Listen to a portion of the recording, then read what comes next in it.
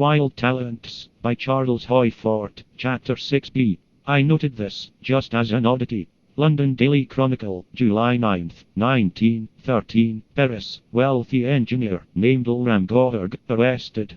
At Ilram Gorg's residence, the police found locks of hair of 94 women. I put this item with others upon Freaks of Collectors. In Oklahoma City, July 1907, somebody collected ears. Bodies of 3 men ears cut off. In April 1913, a collector, who was known as Jack the Slipper Snatcher, operated in the subways of New York City. Girl going up the steps of a subway exit, 1 foot up from the step, the snatch of her slipper.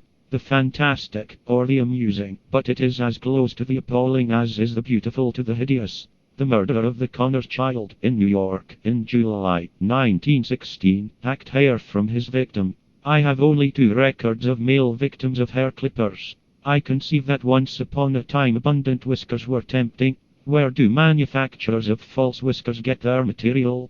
Both of these victims were children. There was a case of 3 gypsy women who waylaid a boy, aged 8, and cut off his hair. That they were gypsies may be of occult suggestion, but this could be simply the theft of something that could be sold.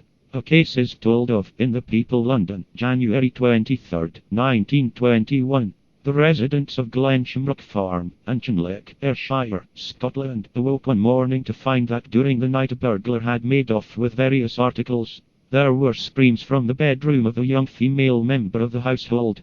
Upon awakening, she had learned that her hair had been cut off. I say that this case was told of, but a case of what?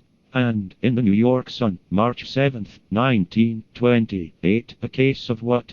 An old man had entered the home of Angelo Nappi, 83 Garside Street, Newark, New Jersey, and had cut off the hair of his 3 little daughters. Old age and youth, male and female, there is the haunt, in stories of hair clippers, of something that is not of hair selling. If Jack the Slipper Snatcher were in the second-hand business, he'd have maneuvered girls into having both feet in the air.